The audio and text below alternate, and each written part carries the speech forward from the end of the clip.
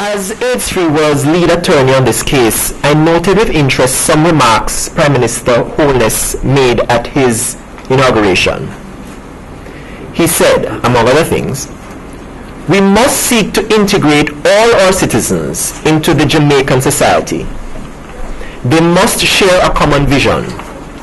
We must guarantee them equal treatment and respect from the state, and they too will be emboldened to support our national stand against crime, corruption, and injustice." Ladies and gentlemen, these sentiments expressed by the Prime Minister succinctly captures why we are here today. Simply put, Jamaica's law, which criminalizes private consensual adult male same-sex intimacy, the anti-sodomy law, discriminates against homosexual Jamaicans and contributes to a climate where their human dignity is trampled upon. Attacks against Jamaicans based solely on their actual or perceived homosexuality have ranged from verbal assaults to invasions of and ejections from their homes to murder.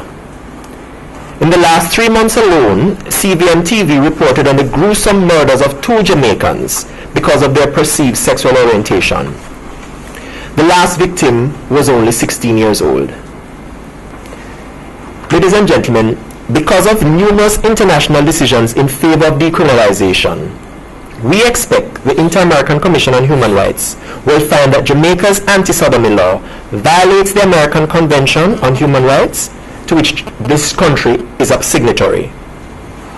Thereafter, we hope the government will move swiftly to implement the recommendation for decriminalization. We know that a recommendation to decriminalize male same-sex intimacy will initially be unpopular, but we take hope from the fact that our new Prime Minister has indicated that he will not shy away from making tough decisions in the national interest.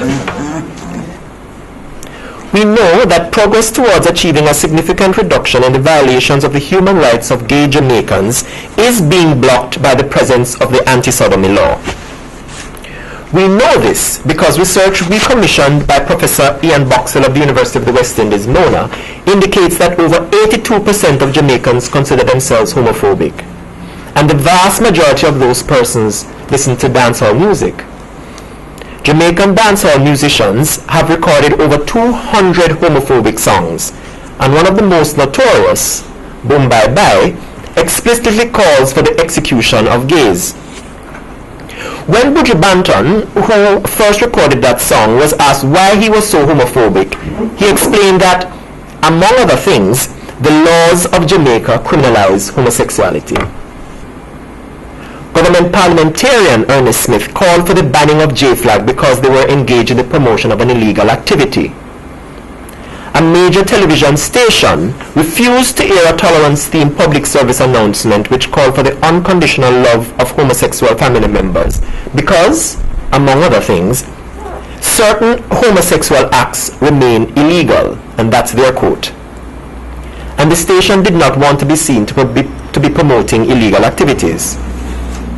On a personal note, when I received a death threat after writing a letter to the editor about police raids of gay clubs in Kingston and Montego Bay, I was told by a senior police officer to whom I reported the threat that such attitudes will not change until the law changes. The role of the law in perpetuating abuses of Jamaican homosexuals is therefore undeniable.